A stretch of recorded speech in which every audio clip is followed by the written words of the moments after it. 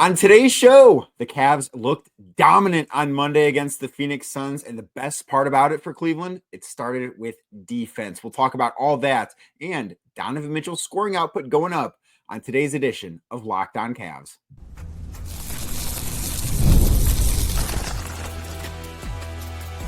You are Locked On Cavs, your daily Cleveland Cavaliers podcast. Part of the Locked On Podcast Network, your team every day.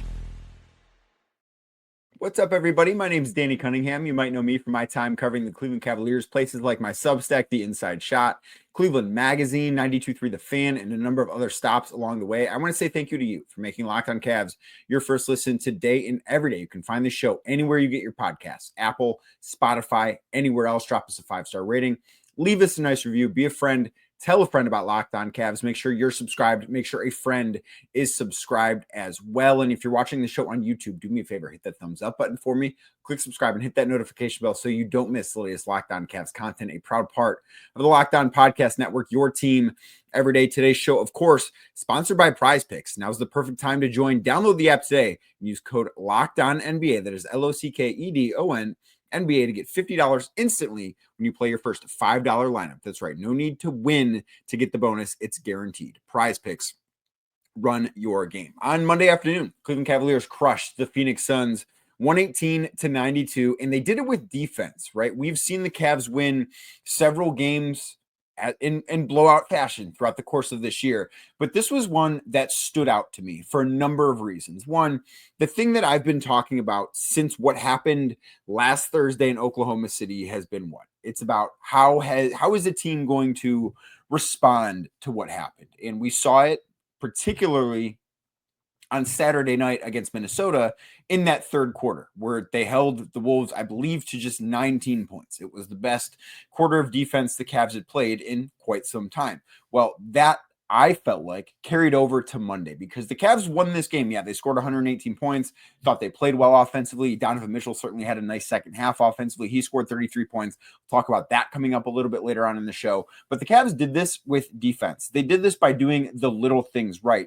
They did this with a championship effort on that end of the floor. And that, to me, has been the thing that has been missing from this basketball team for close to a month at this point. You know, you think about when their defense started to slide, it was probably when they went out west, that game against Denver where they won. They won. It was a blowout. They won by 15 or 14, but it was 149-135.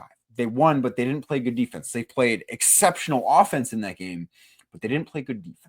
And we have not seen them play very good defense very frequently since that point. This was the best game the Cavs have played defensively since, I believe, December 30th is when they played Golden State. They held the Warriors that night to 95 points. It's the second lowest point total, 92, that the Suns scored on Monday. It's the second lowest point total that the Cavs have allowed in a game so far this season. And they did, I thought, a lot right offensively or defensively, excuse me. And part of it is, you know, the Suns are a good offense, right? They've got Kevin Durant. They've got Devin Booker. They've got Bradley Beal, who I just thought had an atrocious day for Phoenix on Monday afternoon. So they've got really strong offensive players, but they don't necessarily look like a traditional offense because Kevin Durant is somebody that likes to live in the mid-range. Devin Booker certainly lives in the mid-range. Like, if you look at the way some of these analytical places sort of describe their shot quality, it's pretty low because a lot of those places, the formula they use, it's, you know, how many shots are you getting at the rim? How many three-pointers are you taking? And the Suns really don't do a ton of that. I think they only took 26 three-pointers. Yeah, 26 three-pointers for the entire game on Monday afternoon. And that's really not a formula, obviously, to winning in today's NBA. But I think that the Cavs also, one of the things that they have done well defensively throughout, even when their defense has not been great lately, is they have limited opponents' three-point attempts. And they did that again on Monday. Excuse me. It felt like a Sunday. Like it was an afternoon game. It felt like a Sunday. I'm sorry, I've slipped up. But on Monday afternoon, they did a really good job, I thought, in limiting the looks that Phoenix was able to get from beyond the arc. I thought they were incredibly physical, too, at the point of attack. And yeah, you know, there were a couple times where they got called for a foul on a jump shooter. And if you have ever coached basketball at any level, that makes you want to pull your hair out. Like, that is the ultimate cardinal sin of defense. But in this situation, I thought it was something that the Cavs should be okay with because it meant they were closing out really hard. And that necessarily, I don't think, has always been the case for the past few weeks. I don't know that defensively that's been the best thing that they've done. But I thought they did it really, really well on Monday afternoon against Phoenix. And the thing that I wonder about this is that this looked to me, and I don't think that the box score against Minnesota told the full story because the Wolves went on a run with like 4 minutes left after that game was over and they were down 20. So I don't think that that box score tells the full story. But I thought overall in the second half on Saturday, the Cavs played really strong defense. And then to follow that up with a bit of an awkward game on Monday, right? Like the first game back from a road trip is always a little wonky, especially when you're coming back from a different time zone. The fact that it was played at 3:30 on a Monday afternoon, that made it a little wonky. So it very much could have been, okay, well, the Cavs they're going to try and outscore the Suns on Monday. And would they be capable of that? Yeah, they're the number one offense in the NBA. They're capable of outscoring everybody on any given night. They're that good offensively, even without Evan Mobley, who didn't play, even without Karis LeVert, who didn't play in this game. They're still capable of doing that. But I thought that the defensive effort they put forth in the second half against Minnesota really carried over to Monday afternoon. And I think that's a really important thing to talk about because this team can win a lot of basketball games with offense, right? They're going to win a ton of games. They're going to win 60 plus games in the regular season. I mean, they are 36-6 on the season. They're going to win a lot of regular season games. But when the postseason arrives, particularly the later rounds in the postseason, when we get to that point, if we do get to that point with this Cavs team, they're going to need to be really good offensively, of course, but they're going to need to be a much better defensive team than what they have been over the past several weeks. And I think that this could be the Cavs turning a corner. Now, the upcoming schedule for them is not necessarily easy, but the fact that they did this against a Phoenix team that had been playing solid basketball, like I believe they had won 5 of their previous 6 games. And I get it that they're nearing the end of a road trip, but they've won 5 of their previous 6 games. They came into Monday afternoon with one of the top 10 offenses in the NBA. I believe they were the number 9 offense in the NBA. And hey, they have Kevin Durant, they have Devin Booker. And the Cavs did a great job of making life really, really difficult for those guys. Bradley Beal too. Like, as I mentioned, I thought Bradley Beal had an awful day. I didn't think Devin Booker was very good for the Suns. I mean, Kevin Durant is going to go out there. Kevin Durant's going to get his buckets, but the fact that he finished with 23 points, you feel like you did your job defensively. The fact that Devin Booker finished with 15 points on 14 shots, like that is something that this Cavs defense, I think, should be really, really proud of. I think Dean Wade deserves a ton of credit the way he defended Kevin Durant. And listen, KD hit some really tough shots in this game. And that's because that's what KD does. He's one of the best bucket getters of all time. But I don't think that the Cavs really let him get anything easy. And I thought that was the important part of what they did defensively in this game. And truthfully, we heard on Saturday when Kenny Atkinson had his press conference after the Wolves game on Saturday, he talked about how George Niang has been one of the best defensive players for this team. That is not something that I necessarily thought before, or, I still don't necessarily agree with that right now. And I know it is something that a lot of fans have not thought about, but I thought he did a really good job on Kevin Durant too. And that is not something that I thought I would be saying. Like, I did not think that I'd be talking about George Niang defending Kevin Durant and doing as good of a job as he did. I think that he deserves a lot of credit. I think that Dean Wade deserves a lot of credit. And I think that the Cavs, what they did, and I'm going to get to the offense and the stuff I liked on that end of the floor in a second, but I think that what the Cavs did in terms of defense and doing the little things correctly was a really big deal in this game. Like, Kenny Atkinson talked before the season about wanting to improve the Cavs as an offensive rebounding team.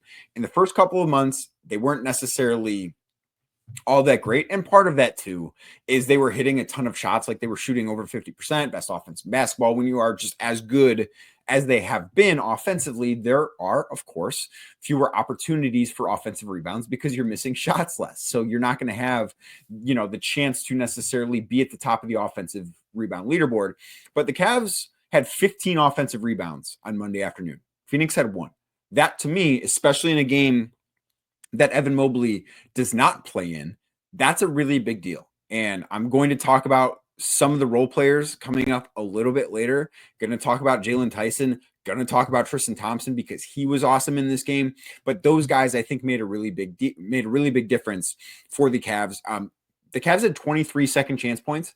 Phoenix had 4. They had 1 offensive rebound. It led to and 1 3-pointer. I believe Grayson Allen made it in the right corner. That was the only second chance points they had. The other thing that the Cavs did as far as like little things go is they forced Phoenix into 17 turnovers.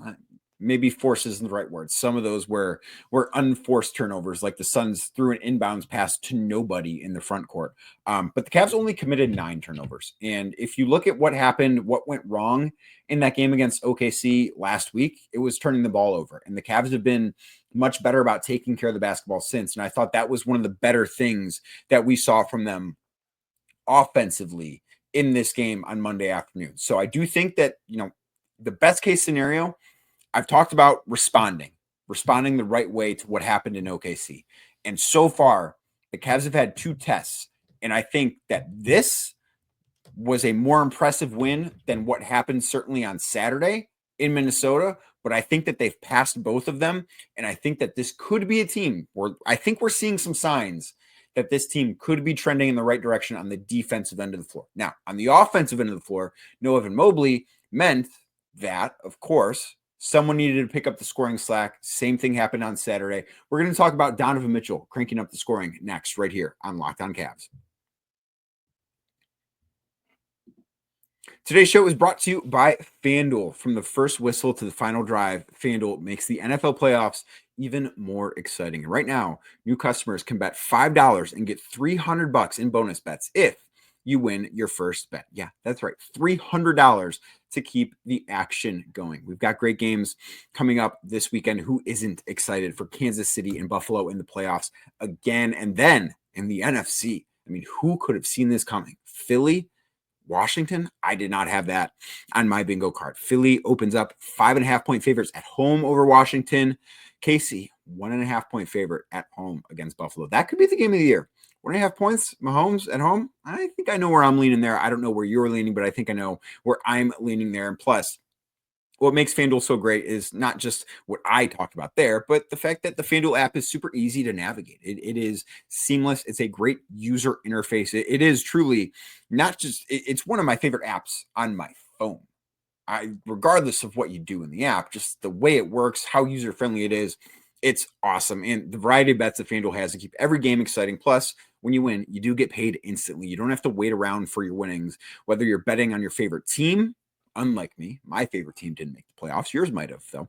Or if you're just looking to add some extra excitement to the playoffs, FanDuel has you covered. So like I said, visit FanDuel.com. That is FanDuel.com to join today. Get started with $300 in bonus bets. That's FanDuel.com, FanDuel.com today. Make this playoff season unforgettable with FanDuel, an official sportsbook partner of the NFL. Thank you again for making Locked On Cavs your first listen today and every day. You can find the show anywhere you get your podcasts, Apple, Spotify, anywhere else. Make sure you are subscribed. Make sure you give us a 5-star rating. Make sure you leave us a nice review as well, because I want you to help grow the show. The show has grown a lot. I want it to grow a little bit more. Donovan Mitchell, I thought, had another really good game. Now, his efficiency, I don't think is where it quite needs to be yet. I think that it is a good sign, though, to see him score 30-plus points in 3 of the last 4 games. The one game he didn't, obviously, was against Oklahoma City, but against the Suns, he had 33 points, 11 of 25 shooting, which, not great, but I thought that he, as the game wore on, I thought that he was much better. In the first half, he was okay. In the second half, I thought he was much, much better. So in the first half, had 14 points, had 10 points, 4 of 13 shooting. Not the most efficient half of basketball that Donovan Mitchell has ever played. He talked about afterwards, like he doesn't necessarily feel like his efficiency is where he wants it to be. Like, he was asked about his scoring output going up without Evan and needing to do that. And he said, I didn't feel like I had a good game on the offensive end of the floor because he doesn't think that he's being efficient enough. But I do look at that second half. Scored 23 points, was 7 of 12 shooting, 4 of 6 from 3. I thought that was the version of Donovan Mitchell that we don't see a ton because we don't need to see it a ton, right? Like when the Cavs are 36-6 and Donovan Mitchell doesn't have a ton of these 35, 33, however many points, plus in a game, because he doesn't have to carry that type of load for the team. You start to wonder, and I think this is a little unfair, but you start to wonder, well, what kind of heights can he lift this team to still?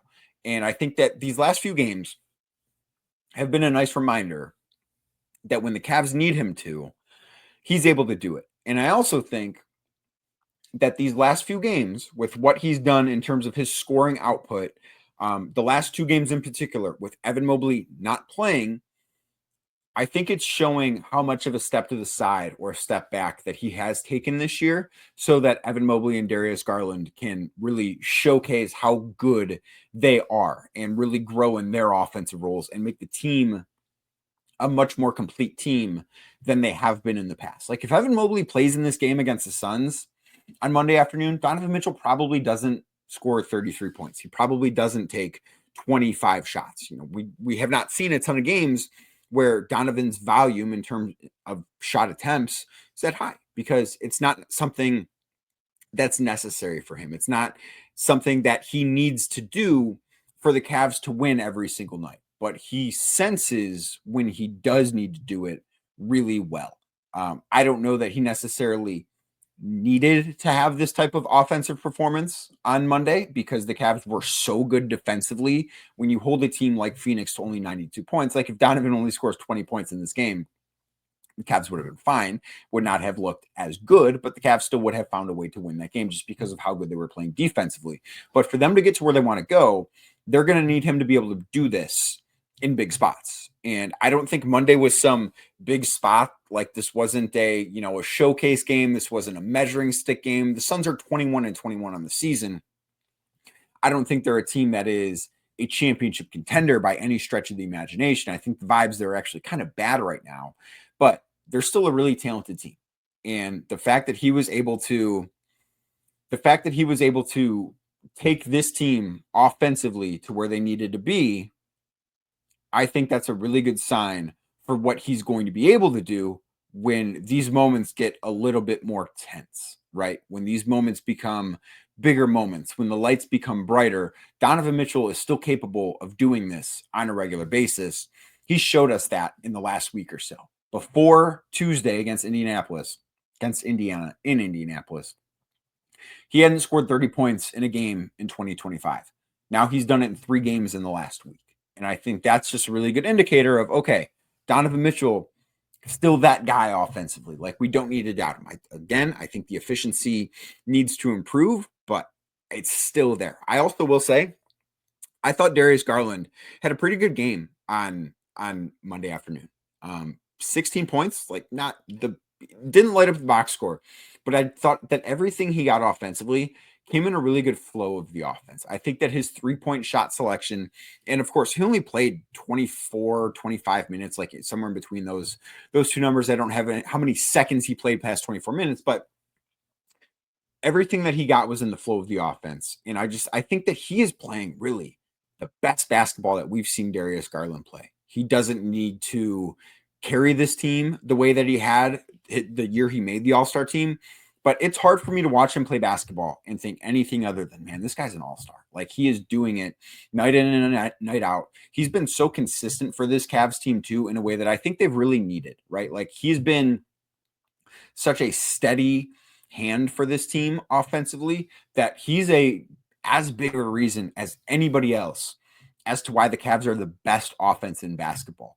And if you would have said that sentence to me back in October when I was at IMG Academy for training camp for the Cavs, I probably would not have believed you. And I was somebody I came into this season very high on Darius Garland in terms of what I expected from him, in terms of the bounce back that I thought I would see from him. That's what I expected him to be really good. I didn't expect him to be great, and he's been great. And that I think is another good sign, because him and Donovan have done a great job of knowing how to play off each other, I think a little bit better than even in their first year. And I thought that the way they played together their first year in Cleveland gets underrated. Like, it gets overlooked. Was it seamless? No. Was it perfect? No. But it wasn't bad either. Now, you want to throw last year out? I'm with you. I'll do that. But this year has certainly been, I think, the best of the best from both of those guys. And then another shout out to Jarrett Allen. So he 12 points, 11 boards, was not Jarrett Allen's best game, but I thought he played well. And he's got a chance to do something that's never been done in NBA history. What is important coming out of this game for Jarrett is that he went 5 of 6 from the floor. Jarrett Allen has the opportunity to be the first player in NBA history to shoot 70% from the floor and shoot 70% from the free throw line. Jarrett Allen has the chance to do that. Will it happen? I don't know. But we're halfway through the season and he's doing that right now. So I think it's a fun thing to start to wonder about, just what could possibly be out there for Jarrett Allen. But that's a really, really special thing. And I think that he just deserves a mention for the way he played. Again, I didn't think he had some great game, but I thought he did play relatively well. All right, I want to talk about some of the other guys because Jaylon Tyson, I thought, was awesome, especially in the first half. Tristan Thompson. Yeah, Tristan Thompson, 2025. We're talking Tristan Thompson next, right here on Locked On Cavs. Today's show brought to you by Prize Picks. Basketball season heating up. Oh, it is hot, especially if you're in Cleveland. It's cold outside, but basketball season is hot, and there's no better way to get real money action while watching your favorite NBA stars than with Prize Picks. Whether you're a diehard fan or you just love some friendly competition, Prize Picks makes it fun and easy to turn your basketball knowledge into cash. So here's how Prize Picks work. What you do, you pick more or less on at least 2 players for a shot to win up to 1,000 times your cash. You think LeBron is going to drop 30 points? He scored a lot of points in his career. Maybe he will. Maybe he will. Or do you think Trae Young, the leader in assists in the NBA, is going to have 10 or more? Well, Prize Picks let you make your prediction and put your money where your mouth is in just 60 seconds. And with Prize Picks Flex Play option, even if one of your picks doesn't hit, you can still double your money. Plus, when you do hit, you get your money fast, sometimes as quick as 15 minutes. It's honestly the best way to keep the game exciting. Now, this is the perfect time to join. Why is that? Because if you download the app today and use code LOCKEDONNBA, that is LOCKEDON NBA, you get $50 instantly when you play your first $5 lineup. That's right. No need to win to get the bonus. It's guaranteed. Prize Picks. Run your game. Thank you again for making Locked On Cavs your first listen today and every day. If you're watching the show on YouTube, do me a favor, hit that thumbs up button for me, click subscribe, hit that notification bell so you don't miss the latest Locked On Cavs content. Also, Locked On Cavs now has a newsletter introducing the Locked On Cavs daily newsletter, your one stop for ultimate team and league coverage delivered right to your inbox. Sign up for free now at lockedondaily.com. That's lockedondaily.com and start your day with the all new free Locked On Cavs newsletter. So this game was not only about the defense, it was not only about Donovan Mitchell and what he was able to do offensively for the Cavs, but it was also about showcasing some of the depth that the Cavs have. In this game, we saw Tristan Thompson play almost 26 minutes. He played almost the final 18 minutes straight of this game. He had a really big impact. Jaylon Tyson had a really big impact, seeing some legitimate rotation minutes with both Karis LeVert and Isaac Okoro out because of injuries. And Tyson's impact that he had, I felt, was something that I'm talking in the first half, because by the time he got into the game in the second half, which was like still part of where he normally would have been in the rotation, that the game was out of reach. Like, it became garbage time before he checked in.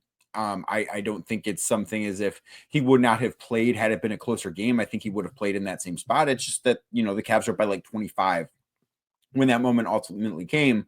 But in the first half, I was really impressed with what Jaylon Tyson was able to do, because he didn't necessarily do a ton of stuff that showed up on this in the box score. In the first half, he had 5 points on 1 shot. He made a 3, also made a couple of free throws, had 1 steal. Like, that was his complete statistical line in the first half.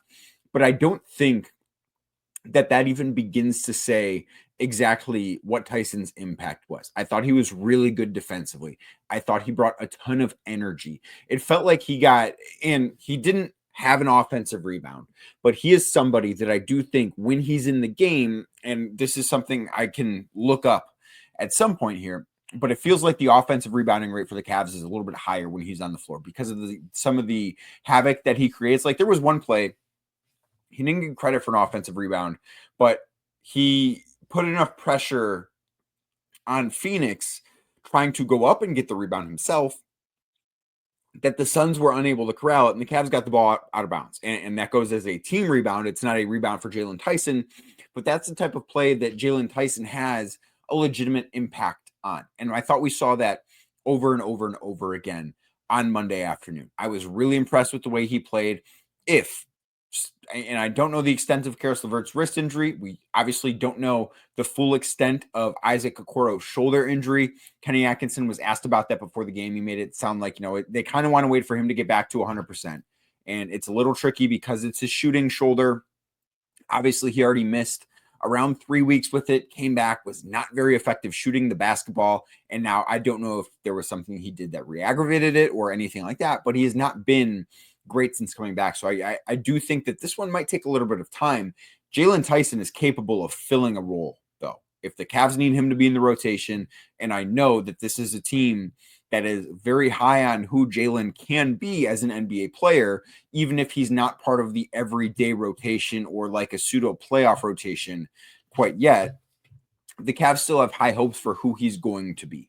And that I think is a really good sign. You saw him do, I think, a lot of really good things on Monday afternoon. Quick injury update too on Evan Mobley. So he's out, calf strain. Kenny Atkinson was asked about this before the game. He said that it is something he believes is day to day rather than something that is a long-term injury. Calves can be tricky. And I would just say, I would think that with the cushion the Cavs have built in terms of their record, the fact that, they go to bed in Houston on Monday night with a 6.5 game lead for the number 1 seed, I think it makes sense for them to be a little bit more cautious when guys have these, minor injuries, but you don't want to let a minor injury turn into a major injury. So I don't know when Evan Mobley is going to be back on the floor. It doesn't sound like something that is too serious, but I do think that the Cavs are in a position where it probably makes the most sense for them to let Evan Mobley get back to being 100% before he's back on the floor. Now, the Cavs are back in action on Wednesday in Houston. That will be a very interesting game. Rockets have a really good defense. If you want a more in-depth conversation about the Houston Rockets, I did have Jackson Gatlin on, who hosts Locked On Rockets. I had him on the Locked On Cavs Whip Around show that came out yesterday before the Suns game. So go check that out if you want to learn a little bit more about the Rockets. But Houston plays really good defense. How the Cavs look, if they can continue to play good defense themselves, that'll be something that I certainly have my eye on. But thank you for making Locked On Cavs your first listen today. Thank you for making it your first listen every day. You can find the show anywhere you get your podcasts, Apple, Spotify, anywhere else. Drop us a 5-star rating. Leave us a nice review. Be a friend. Tell a friend about Locked On Cavs. Make sure you're subscribed. Make sure a friend is subscribed. And if you're watching on YouTube, do me a favor. Hit that thumbs up button for me. Click subscribe. Hit that notification bell so you don't miss the latest Locked On Cavs content. I'll be back tomorrow with more Locked On Cavs.